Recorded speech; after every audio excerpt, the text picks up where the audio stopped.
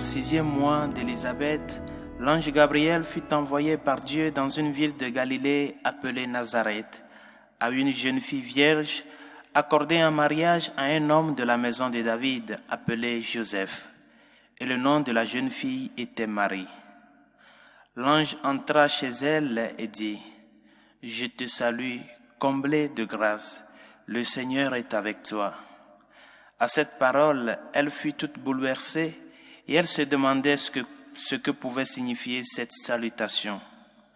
L'ange lui dit alors : « Sois sans crainte, Marie, car tu as trouvé grâce auprès de Dieu. Voici que tu vas concevoir et enfanter un fils. Tu lui donneras le nom de Jésus. Il sera grand, il sera appelé Fils du Très-Haut. Le Seigneur Dieu lui donnera le trône de David son père. Il régnera pour toujours sur la maison de Jacob et son règne n'aura pas de fin. » Marie dit à l'ange : « Comment cela va-t-il se faire puisque je ne connais pas d'homme ?» L'ange lui répondit : « L'Esprit Saint viendra sur toi et la puissance du Très-Haut te prendra sous son ombre. C'est pourquoi celui qui va naître sera saint et sera appelé Fils de Dieu. Or voici que dans sa vieillesse, Élisabeth, ta parente, a conçu elle aussi un fils et en est à son 6e mois, alors qu'on l'appelait la femme stérile, car rien n'est impossible à Dieu. Marie dit alors : « Voici la servante du Seigneur, que tout m'advienne selon ta parole. » Alors l'ange la quitta.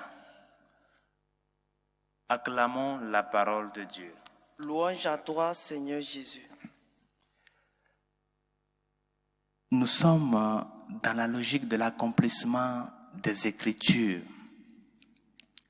La prophétie qui doit s'accomplir à la fin des temps. Ce qui est annoncé doit parvenir à son achèvement. Et c'est ce que nous avons écouté actuellement à travers les 2 lectures, dans la première lecture comme l'Évangile. La prophétie d'Isaïe qui viennent ou bien qui ouvre cet horizon d'accomplissement à travers l'annonciation de la Vierge Marie. Gilbert Chesterton, ce grand anglican converti au christianisme, nous disait que pour rentrer dans l'Église, pour se faire membre de l'Église catholique, on ne nous demande pas de nous quitter la tête, non, de nous dépourvoir de notre raison, mais plutôt de quitter le chapeau que nous portons, de nous faire plus humbles, nous abaisser pour pouvoir rentrer par la petite porte. Marie pose la question à l'ange : comment cela va-t-il se faire puisque je ne connais pas d'homme? C'est ça, la question du comment. Elle savait parfaitement que la prophétie doit s'accomplir parce que tout juive qu'elle est, elle a plusieurs fois écouté cette lecture à la synagogue et autres. Elle savait que ça doit s'accomplir. Elle savait que le Messie doit venir. Et par conséquent, l'annonce de l'ange, bien que cela l'a bouleversée, n'est pas quelque chose qui l'a surpris comme ça, de que, bon, je suis perdu. Non. Mais ce qui est le plus important pour elle, c'est le comment de cet accomplissement, de cet achèvement. Comment cela va-t-il se faire? La question du comment, elle est très importante parce que elle ouvre un grand horizon sur l'enseignement moral. La fin ne justifie pas les moyens. Ce n'est pas parce que Dieu vient à l'homme, donc il faut battre en brèche tout le cycle que Dieu lui-même a imposé dans la réalité créée et puis rompre avec toute la réalité de la création et venir. Non. C'est pour cela que la Vierge Marie demande comment cela va-t-il se faire. Bien chers amis, la fin ne justifie pas les moyens. C'est pour cela que chaque finalité de la vie doit premièrement se poser cette question. Comment je vais faire pour parvenir à cette finalité que je me suis posée? Et les moyens que j'ai, est-ce que ces moyens honorent à Dieu? Est-ce que ces moyens défendent la personne? Est-ce que ces moyens respectent la création? Et c'est ça, la logique dans laquelle nous devons nous retrouver. Quand il y a un plan qui est posé, toutes les fois qu'il y a un projet que nous avons, nous devons nous demander et nous poser la question, comment est-ce que nous allons parvenir à l'achèvement de cela? Et quand la question du comment elle est bien éclairée, l'on se rend compte de que le chemin que nous allons prendre ou que nous devons prendre doit être ce chemin qui honore et défend en premier Dieu. C'est pour cela aujourd'hui le Seigneur nous interpelle à apprendre de la Vierge Marie. Que les situations de la vie, que les réalités dans lesquelles nous nous retrouvons ne nous fassent pas prendre de n'importe quel chemin ou prendre n'importe quelle décision pour parvenir à la fin.